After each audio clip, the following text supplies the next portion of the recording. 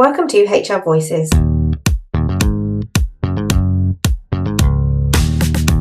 podcast for independent HR and people professionals and the businesses they support. HR Voices is brought to you by the expert team at HR Independence Limited.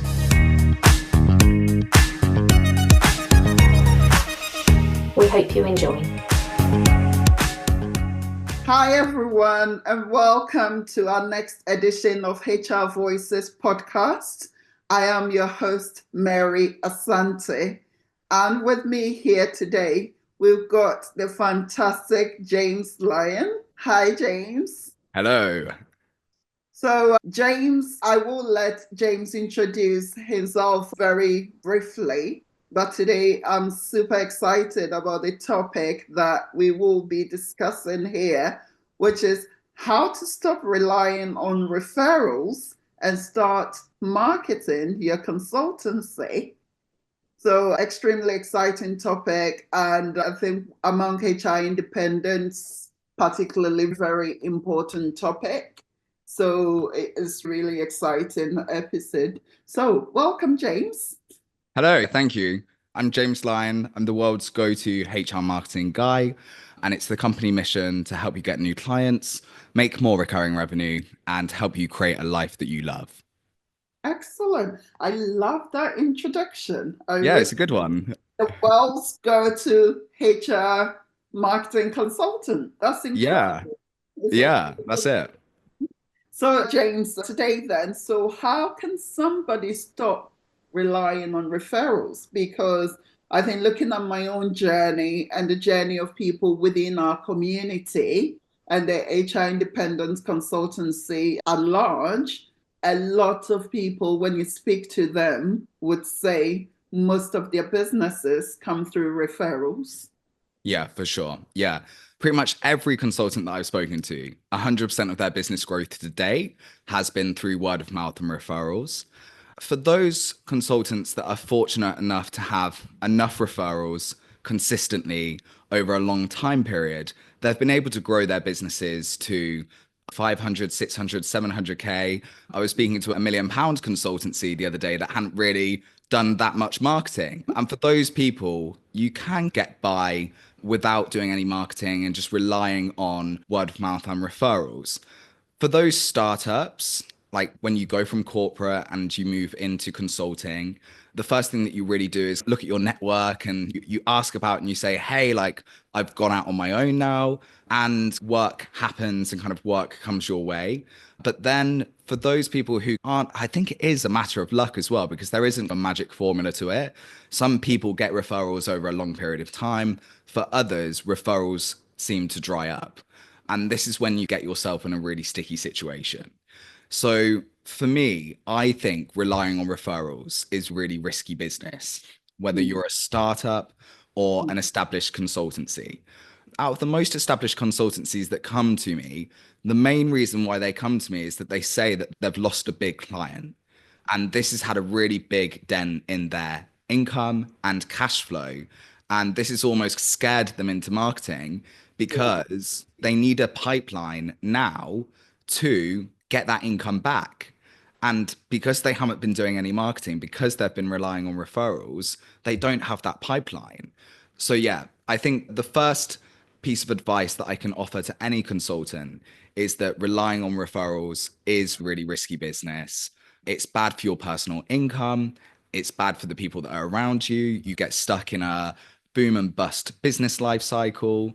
It's really risky for cash flow. And that's quite often why businesses fail, not because of lack of sales, but because of lack of cash flow. And more worryingly, your future is completely out of your control. So if you said to me, James, how do I stop relying on referrals and actually start marketing your consultancy? The first thing that I'd tell you to do is to increase your brand awareness. So thank you very much, James. And I think within that introduction, you probably captured a lot of really interesting and important points that we can probably pick on, elaborate and unpack, which will really help our audience listening to us. I think the first thing is that a lot of HR consultants get their first clients, or within their first few clients, there will be loads of referrals within that. And as you said, some have been able to grow quite significantly through their referral networks, whilst others have really struggled because the work comes in, it may be one-off type work and go Yeah. away, or even if it's a retainer, a regular client, you may get to the point where you might still be great and they may still appreciate your service, but they may sometimes go to the point where they bring someone in-house, and that suddenly presents a risk to your business because you are losing a key client that has been instrumental to the growth or your cash flow or your income stream. So I think it's a really important point that you make there. And then the second aspect of it is that you also need a strong pipeline, which has got different inlet into your funnel, so to speak, so that you are not relying on one stream alone, that is referrals coming into that funnel that helps you to grow your pipeline, hence your business. So, and the third thing is actually the risk of what if your client falls away, either by growing in-house themselves, sometimes unfortunately going into administration, downsizing, restructuring, and a whole lot of things that affect businesses. So it's really important that if you want to keep your consultancy going, you need to look at different ways of bringing income into your business without relying on just referrals alone, isn't it? Yeah, 100%. And I think like so many people and so many consultants think that marketing is just purely there for growth and to get more sales. And for those consultants that are individuals, they're individual consultants, they don't want to have an associate, they don't want to employ people, and they're happy with the work that they're able to do within that day, within that week, within that month, within that quarter. Marketing to them can feel like a unnecessary task that they have to do. So if you look at marketing through that lens, as in growth, but I feel, and like you summarized what I've said, is that actually the most important lens to look at marketing through is through risk management and through reducing risk. And especially because, look, we're not all working for fun. We're not like it is fun. Work is fun. I love my business. I love helping people. I get so much from that. But our primary motivator for work is cash. And let's not beat around the bush. I think that is so important. And I think when you're in a networking environment and you ask that person that question, most people will come up with different reasons why they set up their business. And very few will talk about, oh, I'm in this to make money, right? So that is. There's different tenets to why we're all working. But if you look at Maslow's hierarchy of needs, and if you organized it by Maslow's hierarchy of needs, we need cash to survive. It's survival. So when like through your business, you are funding your lifestyle, you're funding your future, and you're funding your survival, basically, if you look at it from that point of view. And I just think that having, like, in marketing, we call this hope marketing. It's like a concept. So if you just don't do anything and you just hope that your business is going to grow and you're hoping to get your financial targets, etc., that's quite a irresponsible way of growing your business. So yeah, the kind of the first thing that I always want to say to my clients is, look, whether you're a startup or whether you're an established consultant, yes, marketing will help you achieve your goals, but most importantly, marketing will help protect your income. And cash is king when it comes to business, isn't it? Even if you're not in it to make profit or to make money, keeping your business afloat will require cash. So it's quite important to keep your cash flow in a positive way and also going to help your business as well.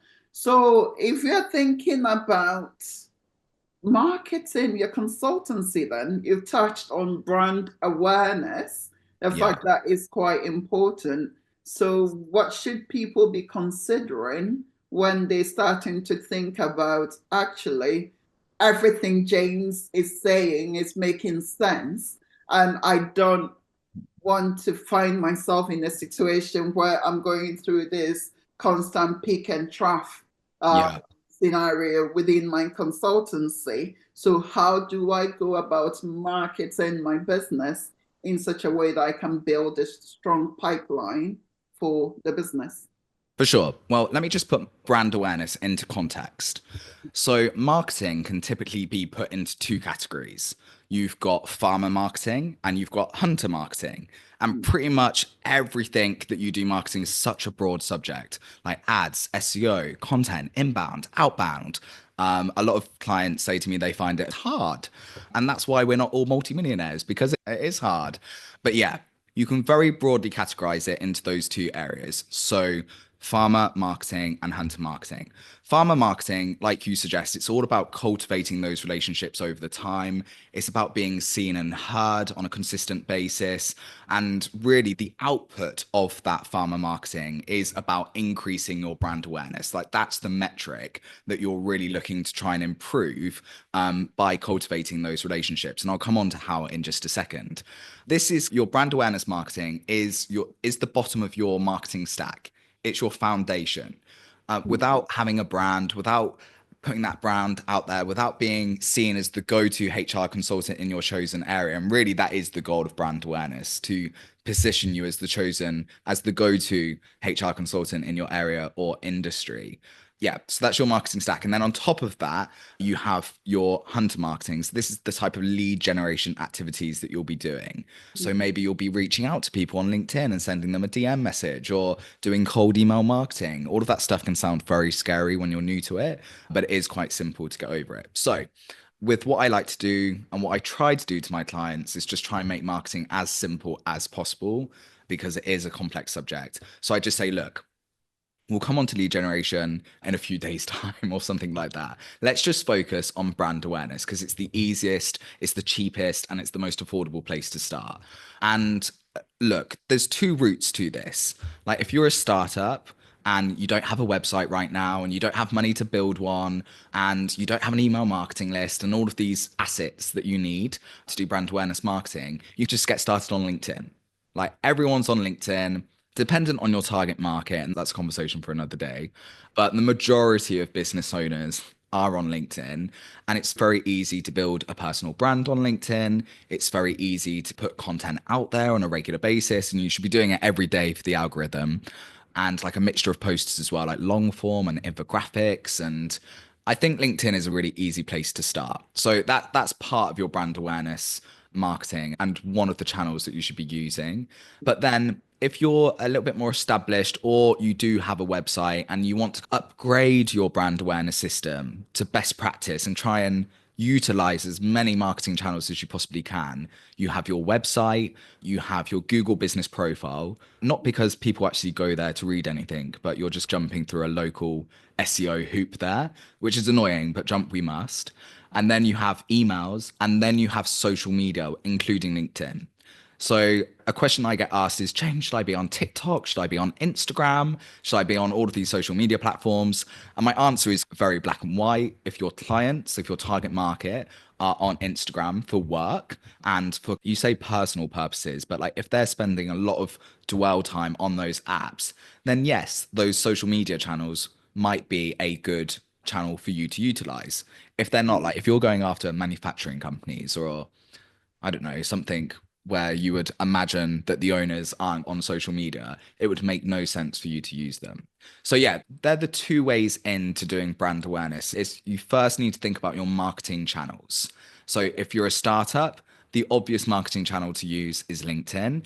If you want to upgrade your system and you're a little bit more of an established consultant, then I would advise you to use the 4 channels that are available to you and the 4 channels that are best to use. And that's your website through blogging, your Google business profile for local SEO, email is a fantastic channel, and then you have social media, including LinkedIn. Excellent. And on that note, for someone listening, for the startup for LinkedIn, very quickly, actually, what Yeah. they need LinkedIn Premium or just standard LinkedIn is okay to start with? Yeah, that's a really good question. And I get asked this a lot. Everyone thinks that they need to go to Sales Nav. I'm not actually a fan of Sales Navigator. I have it, but only because I use automated software that requires me to have it. So, yeah, let me just break it down. Like from a brand, and we can use that farmer hunter analogy as well. Yeah. So, if you're just doing your farmer like brand awareness stuff, you don't need a paid account for LinkedIn. You just need to have a LinkedIn profile and you just need to put content out there on a daily basis or a regular basis, whatever's manageable to you in your schedule. If you, and now we go into kind of the hunter realms.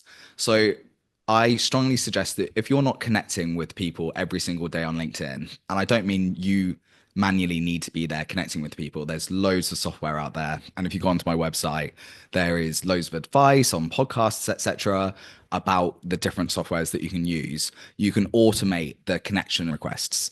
So sometimes you may need premium to do multiple searches. That's really the only use case that HR consultants would require a premium account. If you were doing a more specific lead search, so if through LinkedIn you wanted to find a particular target market with a particular demographic with particular using particular filters, then Sales Navigator would have a marginally better experience for you. And for different softwares, you may need it. But just bigger picture, and again, I can go down a huge rabbit hole here. In terms of creating lists, I prefer to do that off LinkedIn. I don't actually find LinkedIn that useful in, like, take the US. I've launched the HR marketing box in the US. One of my first things that I want to do is create a master list of every single HR consultant in the US that I can sell to. Is LinkedIn useful for that? No, it's been a pain. It's been awful. So what I've been having to do is use different lists and use different methods and verifying the data and cleaning the data. So again, it depends on like the size of the market, what you're wanting to do. I just think, look, for your brand awareness, just have a free account, make your life easy. If you want to do some manual searches yourself and you hit the limit, upgrade to premium. But then if you want to do some more specific lead generation activities, then Sales Navigator would be a good investment. Right. Thank you very much, James, for clarifying that, because like everything else, LinkedIn bombard people with lots of upgrade because everyone on the planet has upgraded to either premium Yeah. or this, that, and everyone uses it for very different purposes. That's why I really just wanted to highlight that if you're listening and you're thinking, oh, LinkedIn is a really important tool, the standard, as you've described it, for most people will be enough for that brand awareness, putting For content sure. out there and the rest of it. So thank you very much for clarifying that. No worries. So you touched on the fact that you've put your platform in the US. Can you talk a little bit about that and what that entails? Yeah, so the HR Marketing Box. So the HR Marketing Box is an online library full of ready to use marketing content and ideas. So I started this probably about 3 years ago, and I was helping a friend of mine who was a HR consultant. I've been in, as a marketer, I am a jack of all trades. And I mean, a jack of all trades, when people say you're a jack of all trades, that's quite often a bad thing. In my situation, it's a good thing because I have a broad understanding of everything and can bring that together into a strategy. If there's one label that I can confidently wear, it's being a content marketing expert. And I've always shied away from saying that. I've realized this recently. I don't know if it's a bit of imposter syndrome, but I've been writing marketing content since I was 21. I know how to write emails to make sales. I know how to write compelling website copy. I know how to do a LinkedIn post, and I know how to turn HR and write about it in a way that resonates with business owners. So yeah, that's my background. And I thought that I'd just interlude there with what that is. So yeah, I was helping my friend because of my content background. And I was like, hang on here, like this would be such a great opportunity to write loads of marketing content that HR consultants could use and sell it as a subscription based model.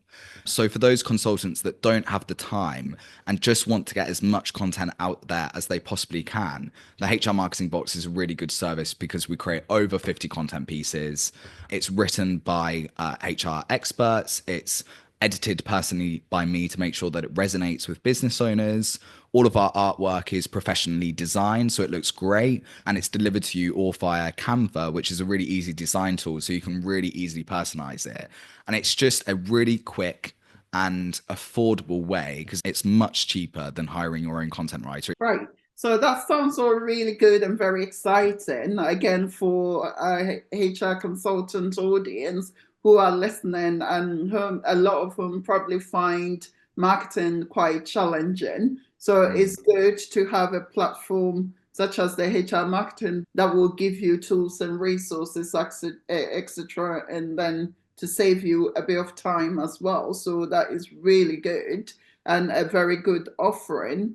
But again, if we thinking about it in context of that is a marketing strategy that you can use, which is already made content for you and you can just do it yourself, or you can do it done for you bit where your company or your organization will do it, will help them do that piece. So that is really good. What else can someone do to really market their consultancy? So I think brand awareness, that's definitely the first thing that you need to get locked in and systemized. And if you're not doing, that's the first place that you should get started. And the second thing is, like I said, lead generation. So it's that kind of hunter marketing. You should definitely be using software like Meet Alfred or Duck Soup. There's loads of other softwares out there. And again, on my website, there's a full list of them that you can research to just manually connect with business owners. I have a 3-step system that I use to grow every single business that I work in. So, and like I said, marketing can fit into that kind of farmer and hunter, but then also your marketing activities in terms of a funnel can fall into, I love creating frameworks, Mary. It's always steps and systems for me. We love frameworks. Yeah. In the business world, you really cannot get away from frameworks, can you? No, well, marketing is a system. I think this is how I demystify marketing for people. Like, I can't think of a system now in other businesses, but like, take a grievance, right? You have a process, you have a framework. It could be really simple, it could be really complicated, but you have a set kind of framework that you work through and you use as a guideline. Marketing isn't any different, really. Yes, there may be loads of variables involved, and the success of your marketing is if you have a weak link in your marketing, then it can ruin the entire campaign. That's just what marketing is. It's a huge bunch of variables. So, yeah, this is the 3-step system that I use in every business that I use to grow. So, step 1 is to build multiple audiences. So, if you think about a funnel, like how can you push clients out of that funnel if you're not adding your audiences? If you're not adding to your audiences. So your LinkedIn connections is one audience and your email marketing list is another audience, arguably the most important audience, but we'll get started with LinkedIn anyway, because it's easier. And then step 2 is to build a relationship with those audiences over time. And that's where that brand awareness marketing comes in. If you're posting regularly on LinkedIn and if you're sending a weekly email to your list, you're going to be the first HR consultant that they think of the next time that, I don't know, an employee hits another one. And then, yeah. And then we have step 3, and that's to convert the relationship. So although brand awareness is the first thing that I would like you to get started with because it's the easiest, it does sit in the middle of that 3-step system, which is a bit annoying for me, but there we are. So yeah, lead generation, start building your audiences. That's the next thing that you can really focus on. So how are you building your LinkedIn connections? Who are you building your LinkedIn connections with? So many consultants I know, their circle of connections on LinkedIn are their peers, are other HR consultants. And they forget the goal of, and they start chasing the algorithm as well because of that. And I see this so often, and it really can send you off piste and actually make you feel really bad about your marketing, because if you're not getting hundreds of likes and hundreds of comments like you see Stephen Bartlett do and all of that stuff, it can demotivate you, which is natural. So yeah, the first thing to think about is like who is your target market, who are the type of business owners that you actually want to work with, and just connect with them on LinkedIn. Once they're connected, start a conversation with them. It's as easy as that. I have tested this a lot of times, and I always go in with highlighting a problem and then offering a solution to it via a lead magnet. So, yeah, I would say in terms of those lead generation campaigns, start connecting with people and then just reach out to them with a message. You can do that whole lead magnet message if you want to, but a simple consultancy style question is more than good enough. So just be like, hey, like, how are you getting on with your, I'm trying to think of a decent consultancy style message off the top of my head. Think about your foot in the door services as well with this. This is really interesting. So compliance is the main thing that most business owners, that's the thing that's going to keep them awake at night. And that's the thing that you can offer most peace of mind with. So start any sort of consultancy conversation around compliance. So, hey, like there's been the employment rights bill and all of the changes that Labour are introducing. That's actually a really good time sensitive reason to get in touch with people and be like, look, there are a lot of changes. There's already been a lot of changes implemented. There's more changes planned for the future. How confident are you that your policies are up to date and that your business is protected? That type of question is a really good kind of opener, and hopefully we'll get a nice conversation going. And I think that is really important reminder that when you are speaking to business owners, your target audience, etc., it's very important to use language that resonates with them and not be too bogged down in terminology and the rest of it that they would go, what's that got to do with me? But if you're 100%. able to talk and use the context that they really understand in business terms, what keeps you up at night, what adds to your bottom line, helps you grow your business, etc., then suddenly you are speaking or using a language that they really understand, and they will start to pay attention to what you are saying, really, isn't it? Yeah, for sure. I completely agree with that. Excellent. So the framework that you've just described, is that the HR service pyramid framework, or is that different to that? Yeah, this is the HR service pyramid. I'm so excited. This is actually a registered trademark now as a framework. Yeah, I'm really excited about that. No, so I created the HR service pyramid last year with the help of my clients. So, like I said in the intro, one of my missions is to help you generate more recurring revenue.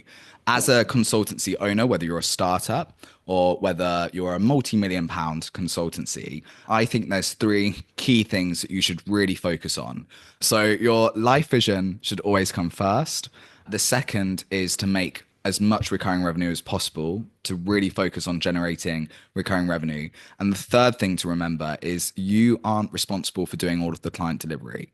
Don't trap yourself inside your consultancy delivering client work and for your hourly rate, for instance. So this is part of my mission. And when I was speaking to my clients last year about like, okay, well, how can you create subscription revenue from HR? And we had so many different conversations about it. And it was like, well, like how they were trying to do it before was just trying to cram everything into a subscription based package, but it was really difficult to move away from time. Like the whole point of a subscription based package is that you're moving away from a time based model and you're using a value based model. But when something like when there are so many different variables in HR, like a policy could take half an hour to rewrite, or it could take 3 days. A HR audit could take a day, or it could take a month. A grievance could take 2 days or 3 weeks. There's no boundaries around what or how long things are going to take. So when I was hearing these things, I was like, okay, well, actually packaging all of HR up into subscription-based revenue is impossible. So what we first need to do is figure out a way to break HR down first. This is how my brain works. Like I was like, okay, well, let's deconstruct it and let's repackage it up. And then I was asking my clients, like, what is the best way to break HR down for you? And we agreed on roles. So the HR service pyramid is 5 different layers or levels. The bottom layer is admin. So this is really compliance and kind of HR software, like when we really break it down. And you've got to look at these levels through the eyes of a business owner, not necessarily how you deliver client work, because a recruitment package, like recruitment for me is specialist. It's a specialist piece of work, but there's a lot of admin involved in recruitment. So yeah, let's go back. So bottom layer is admin, that's compliance and HR software. The next level is advisory. So that's like the day-to-day advice. That's the first line support that business owners need and have. You then have management, you then have director, and then you have specialist. I know the CIPD have another framework that can be applied to this. So you have operational, tactical, and strategic work. So it's the same, but different at the same time.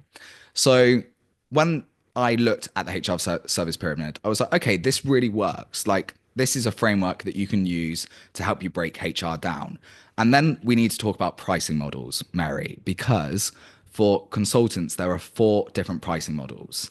And your lovely annual report that you do is so helpful to your members in breaking down these different pricing models and giving people benchmarks on what their hourly rate should be and what their day rate should be. And when I read it, I particularly enjoyed understanding that actually 90% of consultants out there are using an hourly rate as a majority pricing model. And that is a pricing model.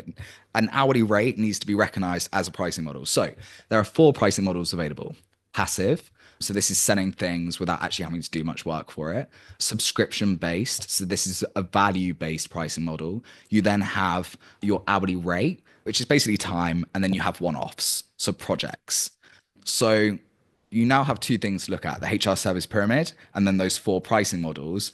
And it's our job to now match up the pricing models with the right level of the HR service pyramid. So HR admin is passive. If you're reselling HR software, that's a beautiful way to make passive income. And so many consultants don't even think about HR software in that way. Like, it's one of the first products that you should be selling. And it's a great piece of passive revenue, which is fab. And if you start adding management onto that, and if you start doing other things, then that kind of goes into subscription-based revenue. And then advisory. So now the advisory level is the main level that you're going to wrap up as subscription-based revenue. And management is quite often time, director is time-based, and then specialist work is like time and project-based as well. The importance of this is first understanding that we all need to be able to scale our income above our and beyond our available time. And prior to the HR service pyramid, I really struggled to try and inspire HR consultants into thinking this because it was really hard for them to visualize otherwise. So this is why I'm really excited about the HR service pyramid, because I think it gives you that framework to be like, actually, this is how you can stop charging an hourly rate. This is how you can free yourself from client delivery. This is how you can make subscription-based, value-based revenue. And my flagship video program, How to Package Up and Sell HR to Make More Money, gives you everything you need to do this. So it breaks down the HR service pyramid and gives you basically, I did a big event in London with 50 of my clients. And prior to that, I wrote down every single job and task that a HR consultant does. And we organized all of those tasks via the different levels of the HR service pyramid. I could talk about it all day. There's loads of other things that you can do with it, like profit analysis, utilization of your employees, your people plan as well. So in a lot of the more established consultancies that I've been working with, we've used the HR service pyramid to help them package up their services in different ways. But we're also now looking at helping them make more money. Like, we're doing a people plan, we're doing organizational design and development using the HR service pyramid. We're looking at what work is coming into their consultancy, and we're highlighting that actually there is a gap in their resource and we need to hire a new HR manager, or we need to hire a new HR assistant. And this is all about helping you to increase profit, helping you to increase and maximize utilization of your team and associates as well. That sounds incredibly interesting and very relevant. And like you said, the fee survey, which is one of its kind actually across the UK, in terms of bringing to light that dark art of how much others are charging in your area, breaking it down like you've described into retainers, into hourly rate projects, etc., to really help people understand. And so, like, your HR service pyramid sounds amazing, because a lot of awareness and a lot of work is needed in that area, because it's one of the things that people really struggle with in terms of how do I price my service. And really, if you think about it, There's only so much time you and your team can sell, right? So you need to be able to come up with a creative way of packaging your service, of appealing to business owners in terms of meeting their needs and also making your consultancy profitable and sustainable, right? For sure. I think this is the trap that most startups get in, is that when they start their consultancy, they don't think about how to package themselves up. It's not a thought process. They just think that the only way that they can make money is by selling their hourly rate. And this traps them in a business that isn't scalable beyond their available time. And it also, rather than, look, a lot of people create their own consultancy because they want personal and financial freedom. But by selling your time and by delivering client work yourself, you often create a prison of your own design and you trap yourself inside. Yep. I think what the HR service pyramid does for those startups is it gives them a structure in which they can think about how to sell HR differently. And I think that vision is really powerful. Absolutely.